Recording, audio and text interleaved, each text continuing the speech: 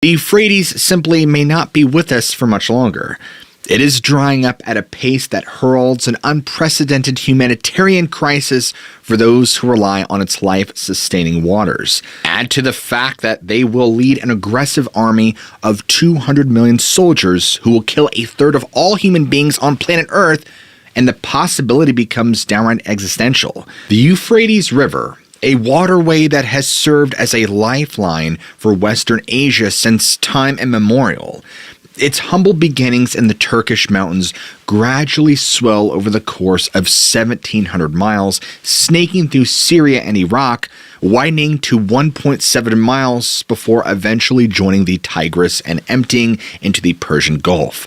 These are the banks that gave birth to the Middle Eastern civilization itself. The Tigris and Euphrates form the famous Fertile Crescent, a particularly productive region whose rich soil allowed the easy propagation of agriculture, and with it, a shift from mankind's nomadic hunter-gatherer lifestyle to living in city-states. Beginning in Sumer, sometime around the 5th or 6th century BC, Mesopotamian cultures throughout the Fertile Crescent began producing miraculous innovations still with us to this day. Inventions including not only irrigation and agriculture, but the wheel, glassworking, and even writing itself. The area along the Euphrates is now recognized as one of the Old World's cradles of civilization, that is, say, a region where urban settlements emerged, independent of outside influence. Suffice to say, the Euphrates is among the most important rivers in the world, looming large in the cultural consciousness of the Middle East. But the Euphrates simply may not be with us for much longer. It is drying up at a pace that heralds an unprecedented humanitarian crisis for those who rely on its life-sustaining waters. Today, parts of the river sit at record lows, the worst water crisis in years, according to some environmentalists. At least 5 million people are at risk of being left without water for drinking and farming should the Euphrates vanish. Part of a broader regional water crisis that threatens 12 million Syrians and Iraqis in some form or fashion. Jordan and Israel have been employing drought diplomacy to navigate the challenges posed by limited water resources, challenges which include power outages from struggling hydroelectric plants. To make matters worse, according to some, this environmental catastrophe will bring consequences of biblical proportions. Literally.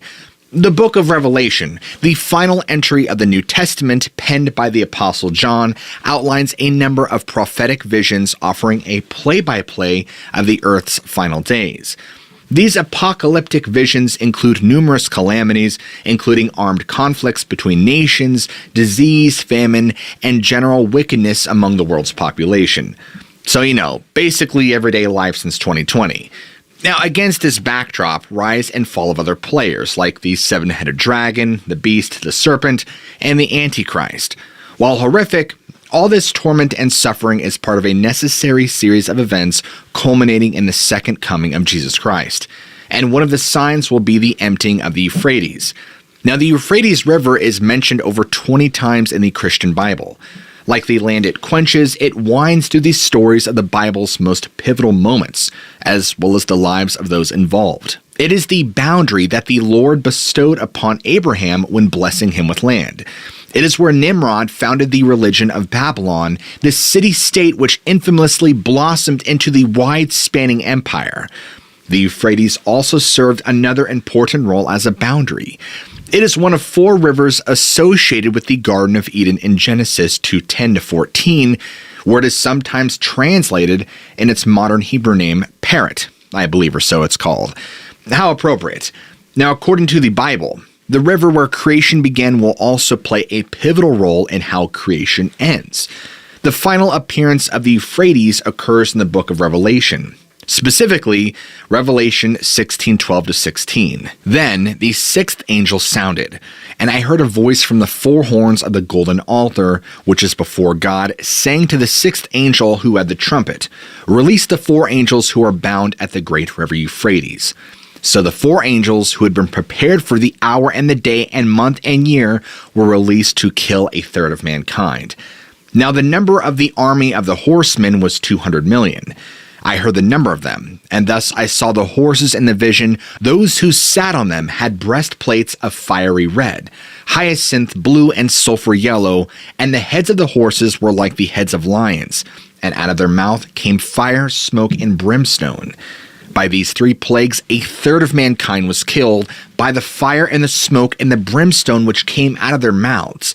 For their power is in their mouth and in their tails. For their tails are like serpents, having heads, and with them they do harm.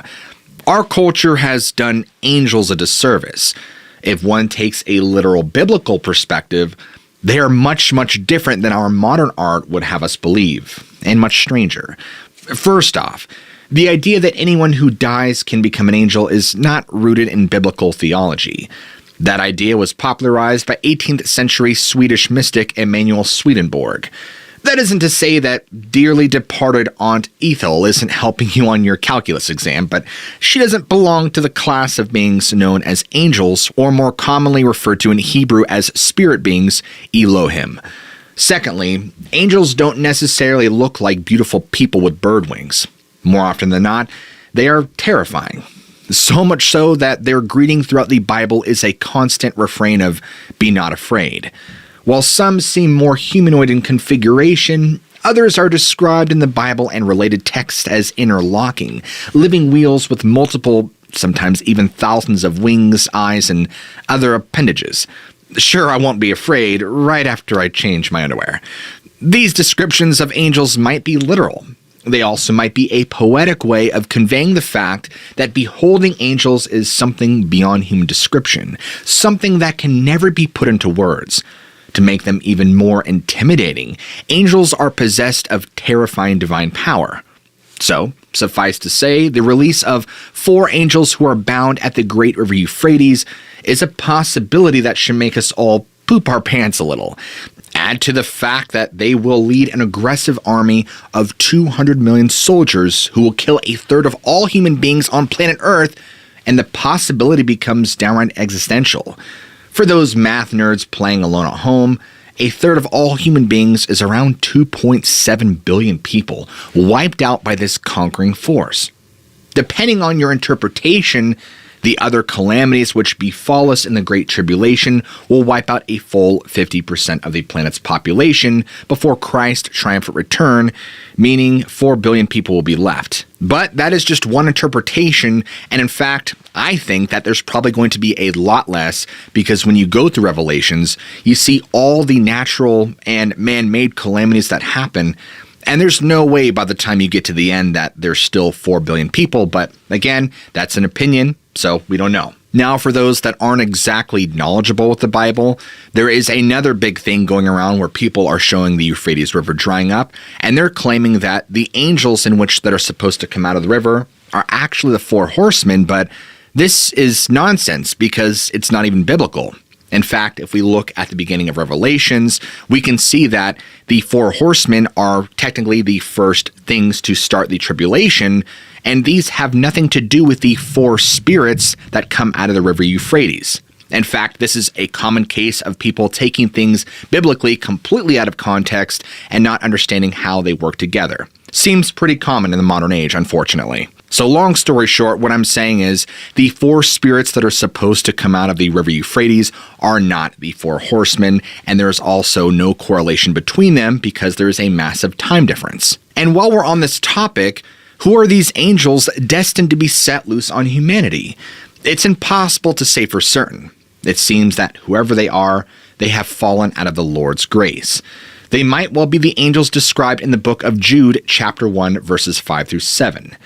Though you already know all this, I want to remind you that the Lord at one time delivered his people out of Egypt, but later destroyed those who did not believe. And the angels who did not keep their positions of authority but abandoned their proper dwelling, these has kept in darkness, bound with everlasting chains for judgment on the great day. If this is the identity of the 4 angels bound at the Euphrates, they are also the same beings described in 2 Peter chapter 2. In their greed, these teachers will exploit you with fabricated stories. Their condemnation has long been hanging over them, and their destruction has not been sleeping. For if God did not spare angels when they sinned, but sent them to hell, putting them in chains of darkness to be held for judgment, if this is so, then the Lord knows how to rescue the godly from trials and to hold the unrighteousness for punishment on the day of judgment. Are these the same chains somehow bound or beneath the Euphrates River? And does the slow death of that waterway herald the imminent return to destroy a third of the earth at the front of the army of the kings from the east? The fallen angels imprisoned at the Euphrates might also be the Watchers, a mysterious group of angels mentioned in the passing book of Daniel. Some Watchers were good, some were bad. The rebellious ones are the ones you hear about the most. In Daniel 4:13, 17, and 23, we hear about these figures. While referred to as messengers, they could also be accurately translated as watchmen. In the visions I saw while lying in bed, I looked, and there before me was a holy one, a messenger coming down from heaven. The decision is announced by messengers. The holy ones declare the verdict, so that the living may know that the Most High is sovereign over all kingdoms on earth and gives them to anyone he wishes, and sets over them the lowliest of people. Your Majesty saw a holy one, a messenger coming down from heaven, and saying, "Cut down the tree and destroy it, but leave the stump bound with iron and bronze in the grass of the field, while its roots remain in the ground. Let him be drenched with the dew of heaven, let him live with the wild animals, until 7 times pass by for him." Most of what we know about the Watchers, however, comes from the infamous book of Enoch. The books of Enoch are apocryphal, meaning that they were of sufficiently doubtful origin or unknown authorship that, while contemporary with the Bible, they were left out. The church considers them non-canonical, but that hasn't stopped curious people from scouring these books over the centuries.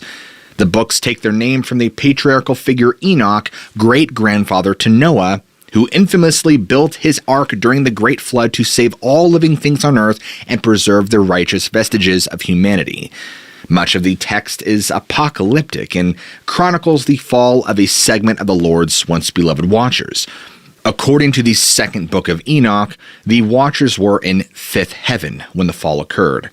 Many, if not most people interested in the Watchers believe that their fall is retelling of the Sons of God narrative found in the book of Genesis. This tale has inspired countless alternative researchers over the years, from unorthodox biblical scholars to occultists and even UFOologists. The Sons of God narrative appears in Genesis 6:1-4. "And it came to pass, when men began to multiply on the face of the earth, and daughters were born unto them, that the sons of God saw the daughters of men, and they were fair. And they took them wives of which they chose. And the Lord said, My spirit shall not always strive with man, but that he also in flesh. Yet his days shall be 120 years. There were giants in the earth in those days, and also after that, when the sons of God came unto the daughters of men, and they bare children to them, the same became mighty men which were of old, men of renown." While other interpretations have risen and fallen in popularity, the earliest scholars believe that the sons of God referred to angels. The narrative represents one of the earliest examples of human unions with the spirit world, a trope which is, at least superficially, is echoed in ufology. Now, to this day, many researchers believe that the primary reason for UFO contact is a long-term human-alien hybridization program carried out by extraterrestrials.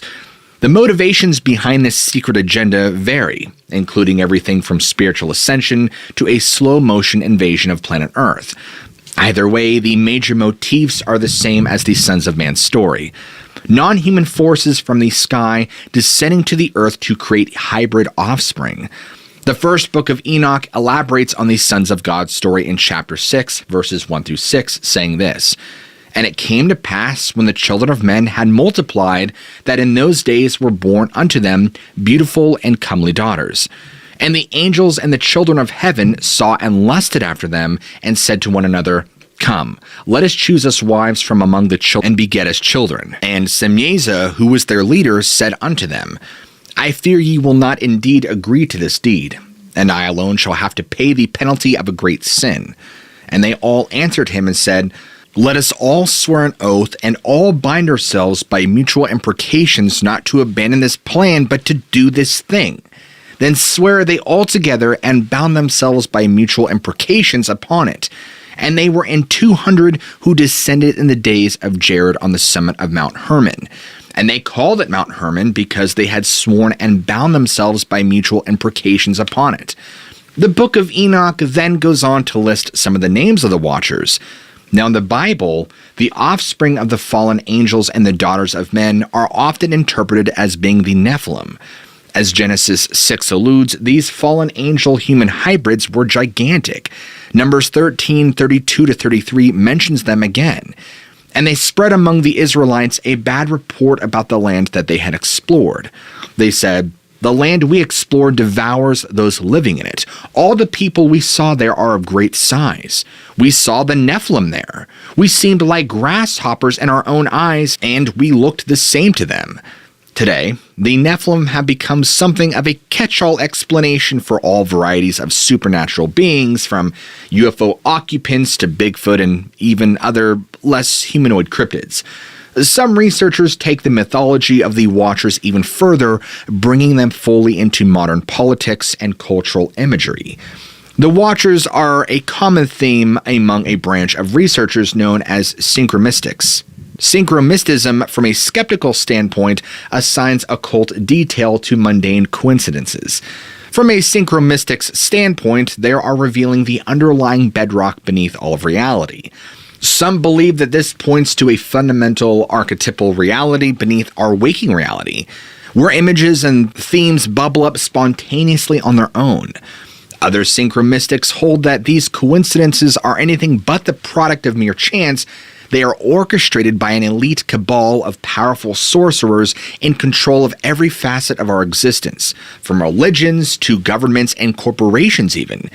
You know when you put money in a vending machine and the bag of potato chips gets stuck and the machine eats your money anyway? That's them too. Darn elite cabals and their sonship cartels. As you can imagine, synchromystism often tackles hot-button issues implicating powerful, prominent individuals and their perceived schemes. The result brings the discipline right to the edge of acceptable discourse, oftentimes, but not always, flirting with ideologies that are perceived by mainstream culture as being dangerous or on the fringe. Much of modern synchromystic thinking can be traced to the mysterious 20th century figure known as the James Shelby Downard, who pioneered the connections between seemingly insignificant details and major world events. It was Downard who, in his famous essay, King Kill 33, Masonic Symbolism in the Assassination of John F. Kennedy, defined modern paranoid thinking alongside other figures like Milton Will Bill Cooper. Today, some synchromystics believe that much of the dissent we see in the world is a direct result of a cult dedicated to bringing about the return of the Watchers. A return that, as we've discussed, may be directly related to the evaporation of the Euphrates River. Perhaps the disappearance of the Euphrates means that the Watcher cult is succeeding in their goal. To give you an idea of how the synchromystic thinking works, many researchers focus on the proliferation of eye imagery in popular culture, such as an indication of this Watcher cult's influence. It certainly seems that just about any photo shoot of a pop star or celebrity includes at least one image of their fingers surrounding their eye, isolating and highlighting them. You know, those ads that are always like this, or doing things like that, or even like this, to represent the Masonic triangle in the eye. Anyway, here though is where synchromystics break off from the mainstream researchers, such as they are. Now, most people see the eye symbolism as a coincidence, or an artistic flourish. Researchers interested in secret societies see this as a sign of an entirely human Earth-based group like the Illuminati. But synchromystics almost always believe that there is a supernatural occult component at play. Whether or not the supernatural is real is inconsequential. Their point is that powerful players in highly placed positions believe that the supernatural is real and that are engineering society to manifest it in our own reality.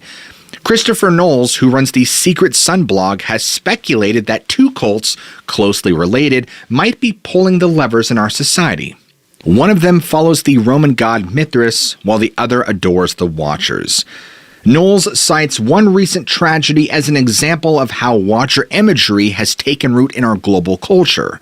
While a good example of the kinds of links that synchromystics look for, be warned that the event is recent enough that this sort of analysis may not be viewed as tasteful. Now, on November 5th, 2021, Travis Scott held a concert at the Astroworld Festival. A fatal crowd crush ensued, killing a total of 10 people. But in this tragedy, Knowles sees several telltale synchromystic hints that the event may have been part of some sort of ritual, perhaps unknown even to conference organizers and participants. If not a ritual, then it was just the continued repeated patterns of synchromysticism echoing throughout time. As a precursor, Knowles points to the infamous 1969 Rolling Stones concert at Altamont Speedway in Livermore, California, which left 3 people dead and countless others badly injured. The deaths were attributed to the poor security at the event, which was at the responsibility of the people, the Hells Angels. Yes, the band actually hired a notorious biker gang to handle security. Great idea, Rolling Stone. Really, A+ work. Knowles noted that the Altamont deaths, the most infamous concert deaths until 2021, happened at the hands of a group called the Angels. What's more, Altamont is Spanish for high mountain. A mountain like Mount Hermon, epicenter of where the Watchers descended to Earth. Isn't that interesting?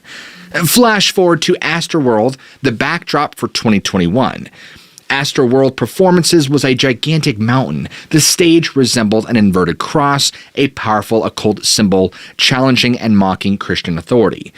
The end of the cross sat in what appeared to be several concentric rings, almost like a portal to another realm.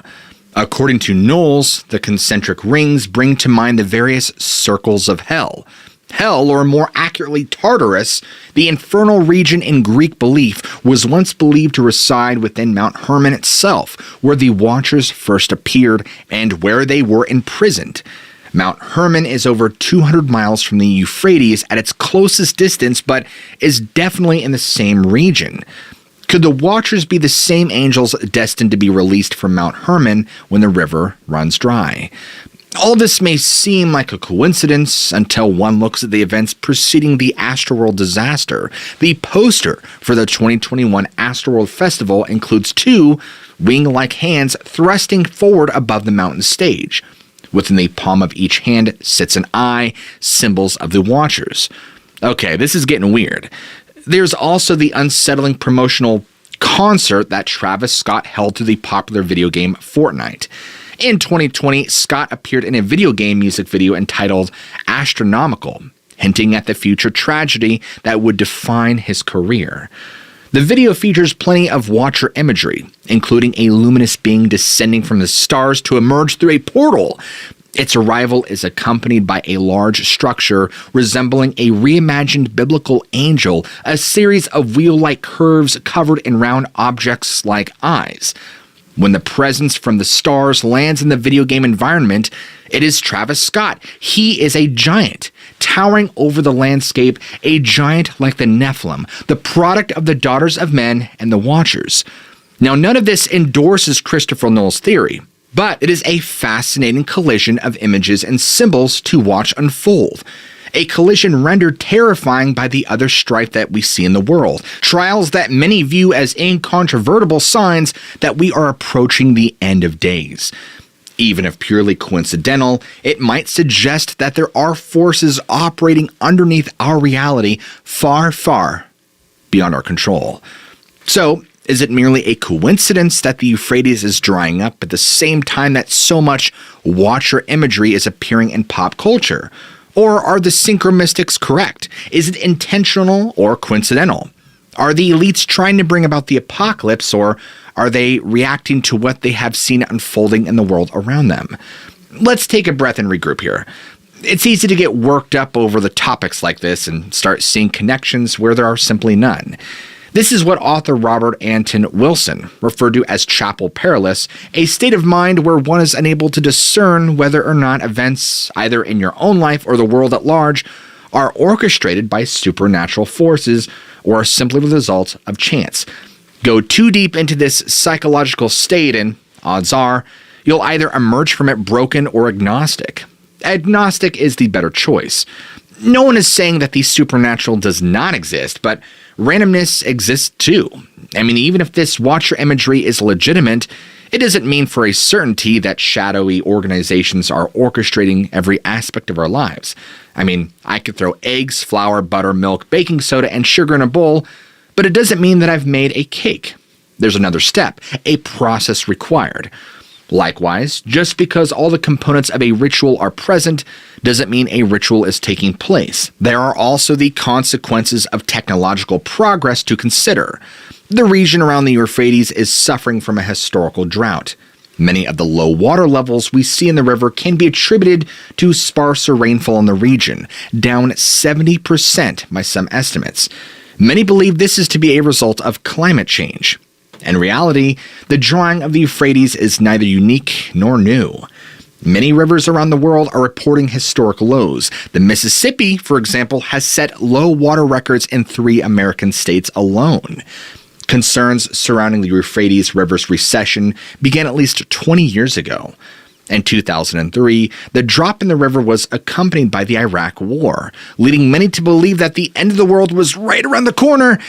At the time, many pointed to Revelation 9:11, which seemed an especially ill-omened passage in the years following September 11, 2001. Or, for those of you across the pond, that's our 9/11. In this passage, John describes an army of locusts set upon humanity named Abaddon in Hebrew or Apollyon in Greek.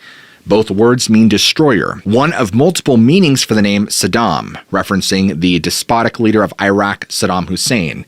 Now 20 years later, and we're still here. Thankfully, I guess, the 2020s are getting old. While it is more than possible that the bowl that the sixth angel empties takes decades to pass, this sense of time definitely imparts less urgency than the recent interest of the Euphrates suggest. Concerns regarding the river's water level resurfaced again in 2009, 2017, and now today. This is not to suggest that we shouldn't be concerned with the falling water levels in the Euphrates.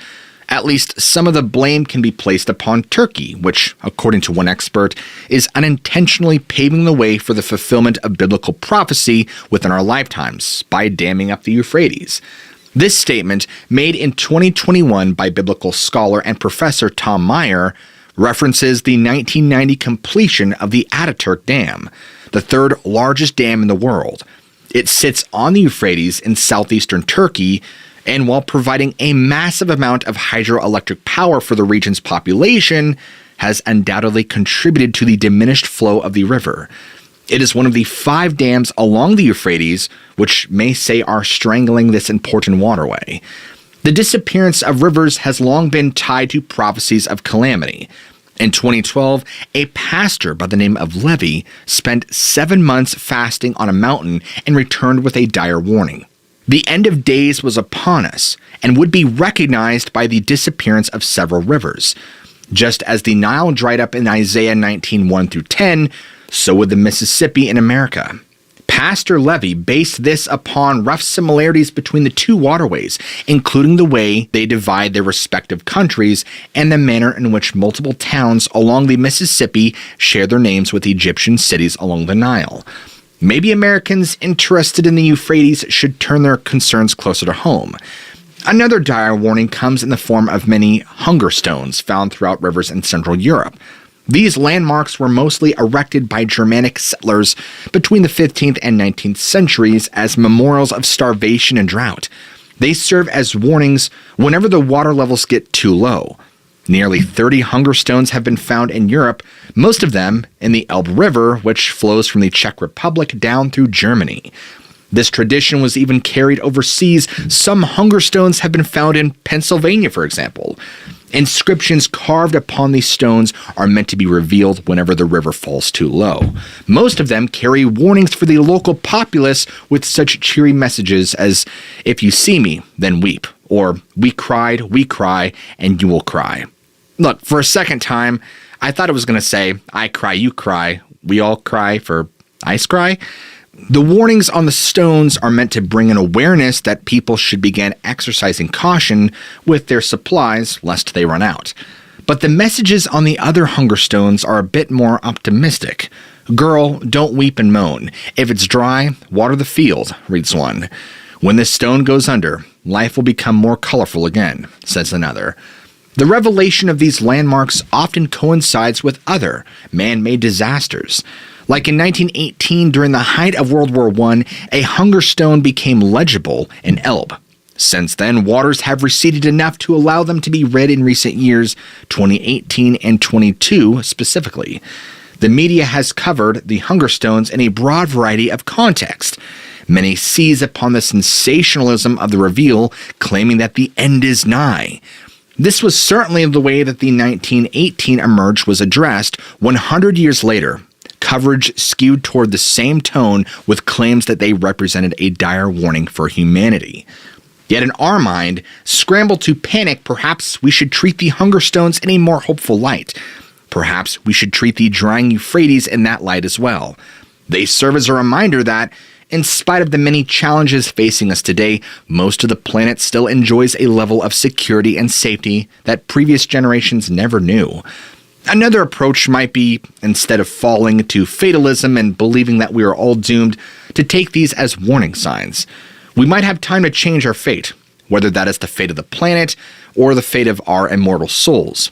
These warnings give us time to course correct and save ourselves if at all possible. But most importantly, I want to know what you guys think of the Euphrates River drying up. Is all the things happening in the world, including the rivers drying up, just mere coincidence or potentially climate change? Or are we actually seeing biblical prophecies coming to life right before our very eyes and could potentially be entering into the Great Tribulation very soon with all the world events happening? Please let me know what you think down in the comments below. I want to hear your thoughts and opinions. And if you guys enjoyed today's video, be sure to go ahead and hit that like and subscribe button for more content just like this. As always, guys, I love you all. Keep an open mind, and I'll check you guys in the very next video.